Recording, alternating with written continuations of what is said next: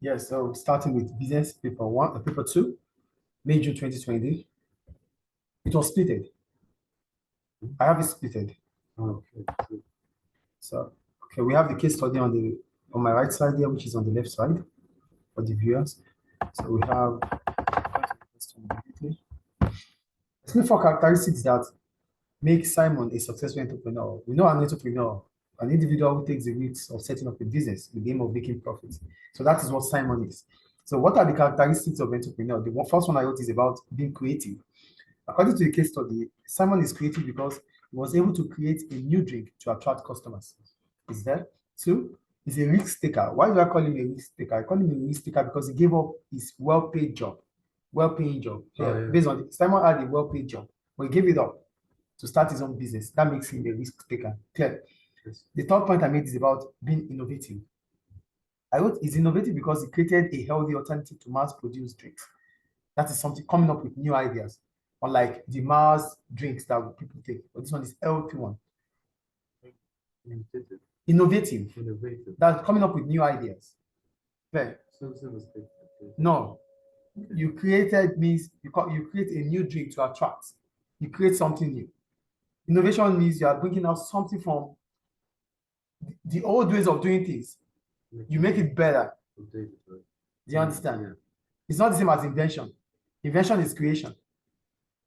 Innovation is making it better. Creation is invention. Clear? Yes. Okay. And the last one I wrote is effective communicator. Why do I call him effective communicator? I call him effective communicator because he persuades others to buy his new drinks at the market store. So is it clear? Yes. So that's about the characteristics of entrepreneur. So we'll go to the next question. Explain the three main methods of production FJ could use to produce its products in the factory. Which method should FJ use? Justify your answer. So here the first method I talked about is job production. It means they are producing a product, ensuring that a product is completed for a specific customer. That is job production. So what are the benefits of job production? I wrote one. It needs the exact requirement for drinks. That means it needs exact requirements. So this is the kind of drink we want to produce. So we need specific requirement for those drinks. Exact. That means specific. Yeah. So it can charge a higher price because it's like you are producing for specific customers. So you can charge a higher price. That's an advantage. But the problem about it is that skilled labor will be required. You need someone that is skilled to carry out the function. Is it clear? Yes. Okay, good. The next one, the next method I mentioned here is batch production. For batch production, it allows flexibility in production as there can be switching in the production of drinks because it produces different kinds of fruit drinks. So with batch production, that means you can produce drink A before drink B and drink C. So there's always flexibility in the course of production. Yes, that's another point I mean. Workers will have variety of works to do. Yeah. So that means there's no boredom. The first advantage is that it allows you it gives you the flexibility to produce different kinds of things. Unlike job production that it is specific. Yeah. And the second point is that workers that work with Simon will have the opportunity to work with different kind of products at every point in time. And that reduces boredom. Boredom, getting tired, doing the same thing, repetitive. Clear? Now, the setback. Machines have to rest before you switch. I told you yesterday about batch production. You have to stop the machine, rearrange it again before it starts the next thing. It wastes time. Time consuming. So I wrote machines have to be rest between batches. This delays production. Clear? Yes. The method 3, flow production. Your flow production. So for flow production, I wrote the benefit. 1, economies of scale, because you'll be producing on a larger scale, right or not? It means the average cost of production would fall for Simon. 2, it may be able to use lower skilled workers because machines are going to be used for the production line. So that means it reduces your cost of wages or cost of labor because you are using more machines than people. Is it clear? It's a setback because you're using labor, using your capital. Capital is expensive also. That is when you are thinking about capital being expensive in the short run. Okay, yeah, that's In the short run. short on the long run, yeah. The short run.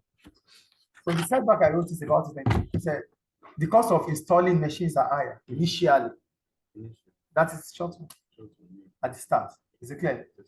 So the recommendation I make, I recommended that Simon should go for batch production. Why? Because batch production seems ideal because of different types of healthy drinks that will be produced, but might not be able to produce it in a larger scale. So as soon as Simon starts making more sales, he can start thinking about flow production. At the beginning, he should think about batch, but he won't be able to enjoy economies of scale. But when he starts making money, then he can change to flow production on a larger scale. Clear? Yes. A question. Yeah, sure. It's not the other game. It's Pepsi, like the factor. Is it flow production? Yeah. Flow production. Flow. But it has variation. Yeah, they have variation, but they use flow production. That's why I said Simon might be able to use flow production afterwards. Yeah, so it is simply like this. Get a machine. Instead of using the same machine for different batches, get a specific machine for each production. Okay. I like the question because it makes you to understand more about what flow production is now. Flow production does not mean that you are producing just the same thing. You might have different equipment or machine that produces mass of products. Okay. How big or small you have. Simon is small. He might be using the same machine, but at each point in time. Yeah. Is it clear now? Yes, sir. Okay. So we'll go to question 2. Right.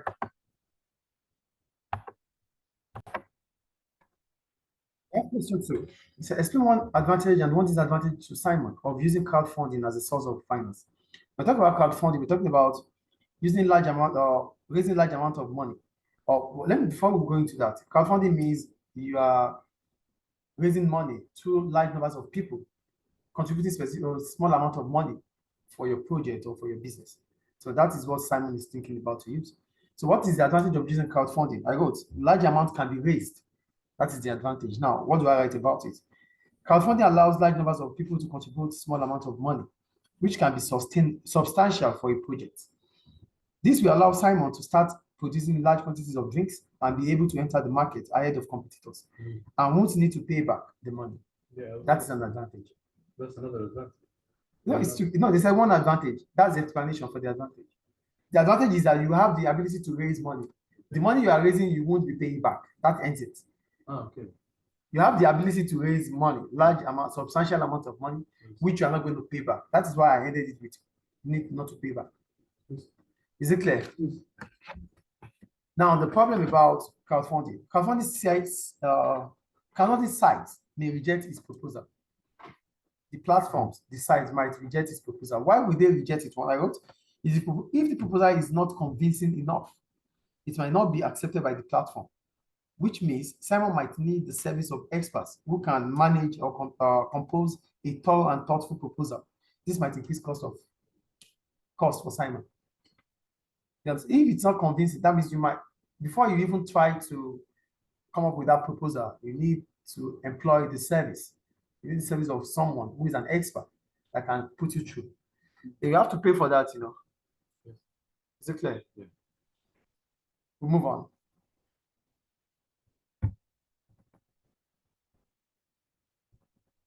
Question B. Are you there?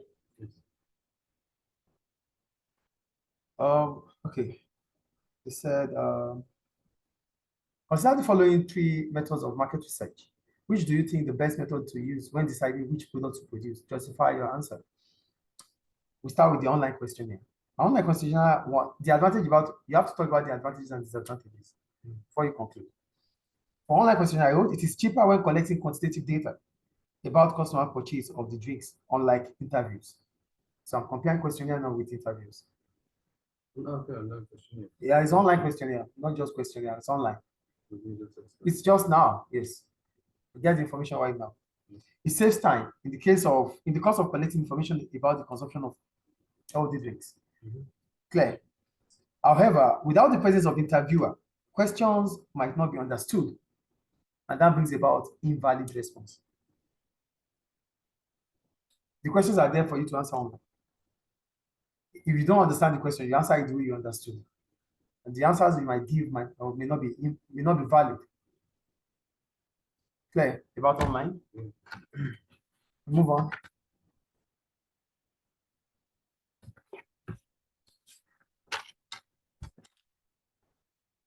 Testing government population data. For government population data, that's government ministries. Like it's a secondary data. Government statistics. Okay.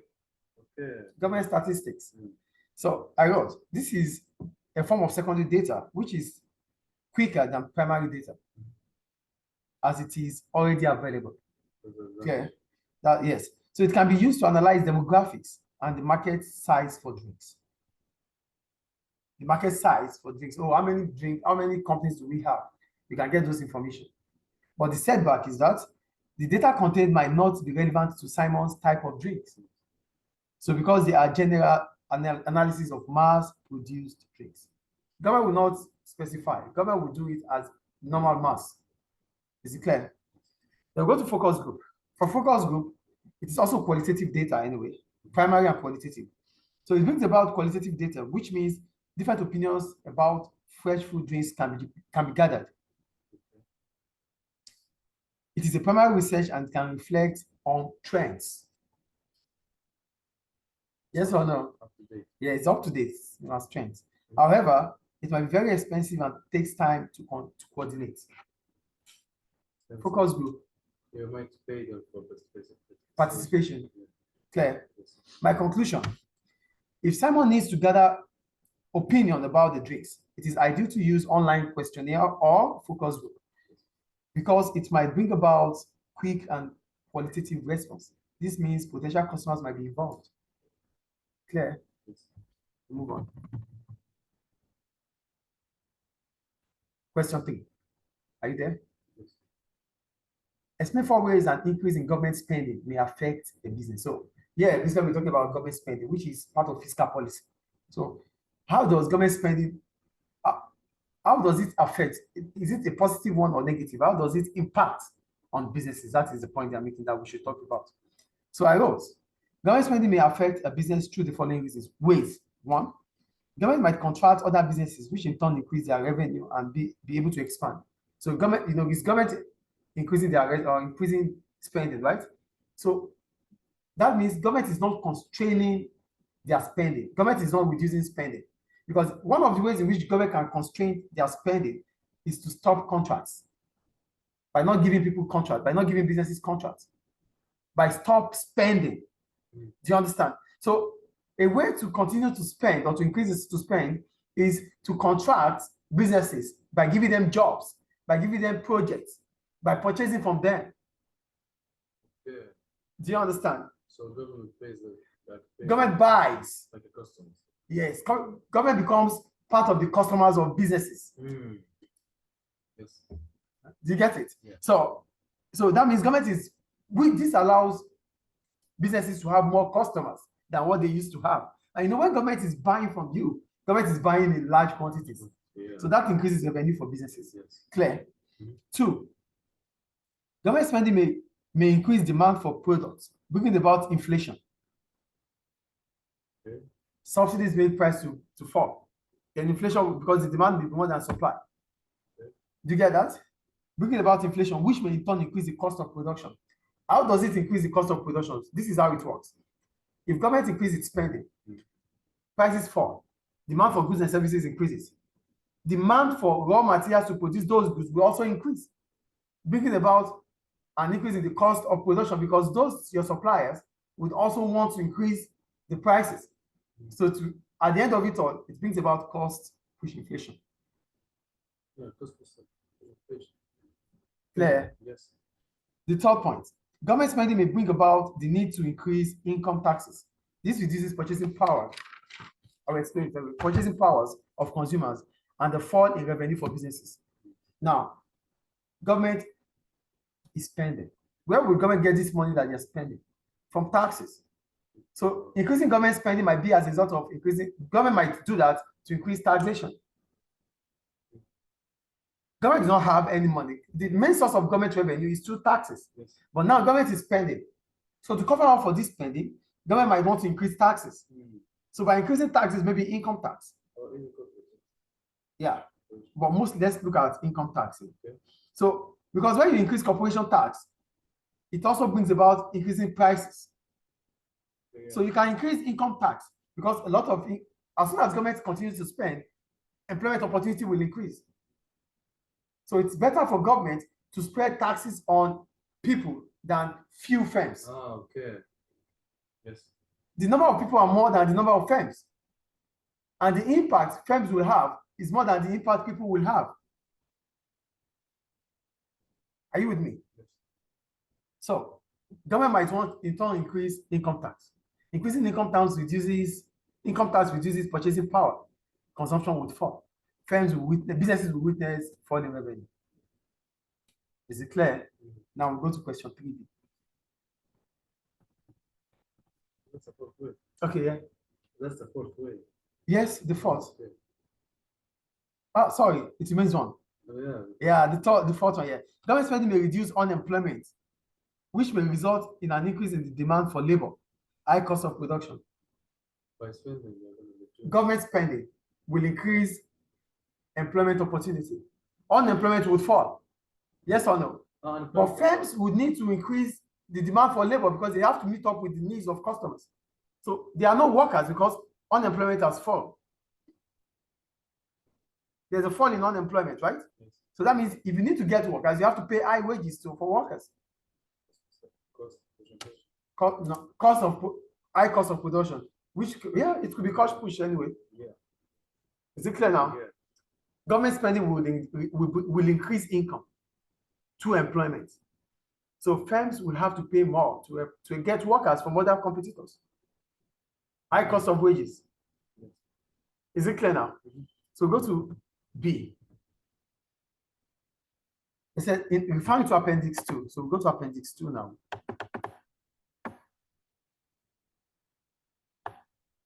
Yeah, we have the appendix 2 here. So consider the suitability of the 3 applicants for the position manager. Which applicant should Simon select? Justify your answer. So I start with Joe. Joe, based on the analysis here, Joe is the cheapest at $6 per hour. This reduces cost for Simon. He's the cheapest. He has experience in the food and drink industry and trained in hygiene regulations. That means he's going to save time and money for Simon. He doesn't want, however, he doesn't want to work long hours. Joe doesn't want to work long hours. That's part-time. Which means he might not work hard for Simon. Part-time, he doesn't work more hours. Ah, okay, it's full-time, but it doesn't work long hours. Okay. So that means he might not be working hard for Simon. That is analysis about Joe. Zabin, his experience in management, because he has 15 years of experience here, he has experience in management, which means he can manage the market store without training. He has the experience already, so he doesn't need training. He doesn't have qualifications, which might affect his ability to learn. Okay. No qualification. If you don't have qualification, that means you cannot learn because you need to learn to attain or obtain qualification. Yeah. So because he doesn't have qualification means he might not be able to he might not have the ability to learn. That's why he boycotted qualification. You don't obtain qualification without learning and showcasing what you have learned. Is it clear? Yeah. Okay. He is ambitious. This might allow him to do well. That is about Zabin. Clear? Yes. Then we go to Jim. He has already been a manager, so no need for training. Okay. He will be efficient. Yeah. Clear? He has experience of the food industry and already trained in hygiene regulation. This saves time and money. Clear? Right? Yeah. For Jim, based on the analysis, he has already been a manager, so no need for training. He will be efficient. Okay. He has experience in the food industry and already trained in hygiene regulation. This saves time and money for Simon, but not that qualified in terms of certification, unlike Joe. So Joe has more qualification than all of them. Yeah. Clear? Yes. And he's the cheapest. Clear? Yes. So now my recommendation. Simon should employ Jim Gym. Yes, I'll tell you why. Yeah. Someone should employ Jim as he has the hygiene certificate, which means lower cost than Zabi. As he doesn't need training, he has more experience than Joe. He is ambitious, which means he will work hard. Someone needs someone that is reliable, who is going to work hard. Jim Jim wants more of a challenge at work. both of them are ambitious. Jim is more. Jim is more. Are you comparing with No, Joe? No, Zabi. Zabi doesn't have qualification and he only wants to be promoted. He's not working because he wants, he's working because he wants to be promoted. Unlike Jim, he wants more challenge at work. Okay, potential. Is it clear now? Yes. All right. So we'll move on. Is my recommendation okay? Okay. So go to question 4A. Explain 2 reasons why profit is important to FJ, that means Simon's company. It could be used, one, it could be used as a measure of success. Okay.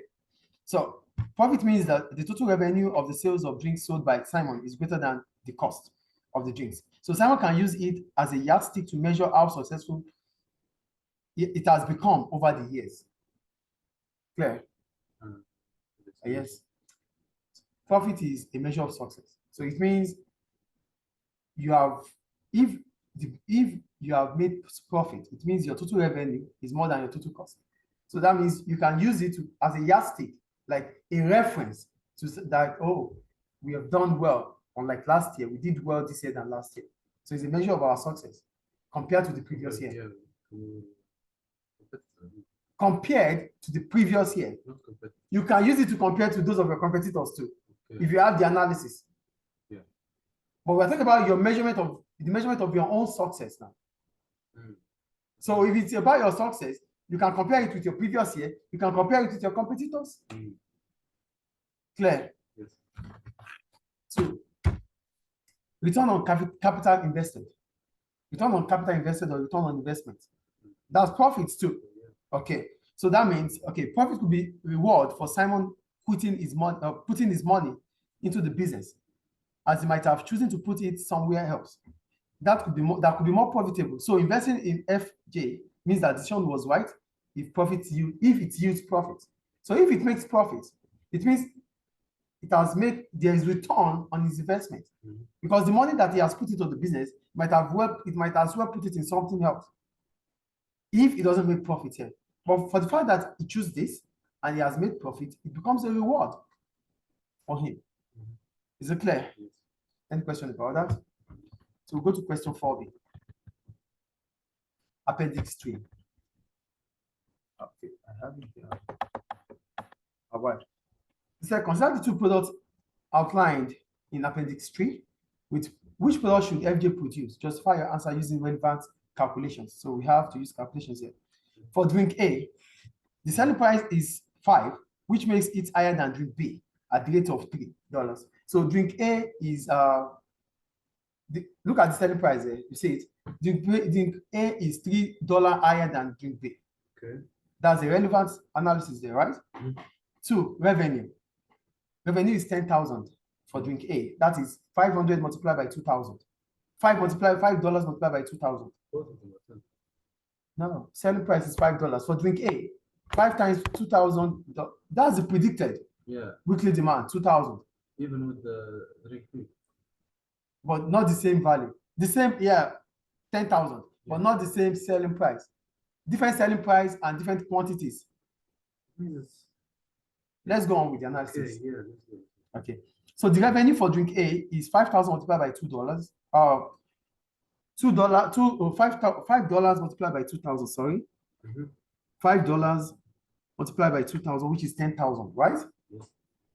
The total cost for drink A is 500, which is the fixed cost, plus the variable cost, which is 4 multiplied by 2,000, which is 8,500. Okay, with the 500.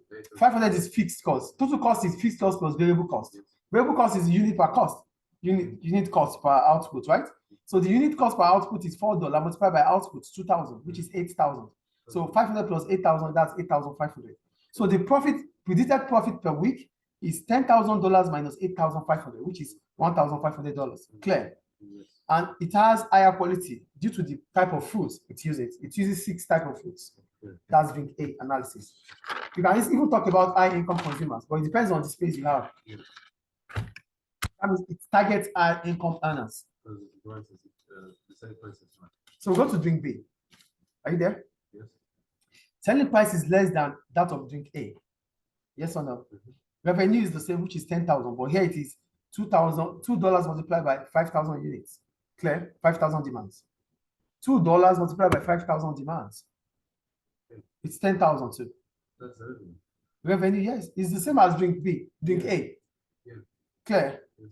The total cost here is 5,500, which is lesser than drink A. So that's The total cost for drink A is 8,500, right? yes, yes. So drink B has a total cost of 5,500. That's 3,000 difference. That's profit. No, we don't know yet. We'll check. So profit is total cost minus total revenue minus total cost, which is 4,500. So it has more profit than drink A. Like 3,000. 3,000 is clear. Yes. Now we go to the break even. Yes, we can check the break even analysis, Mm. which is fixed cost divided by contribution.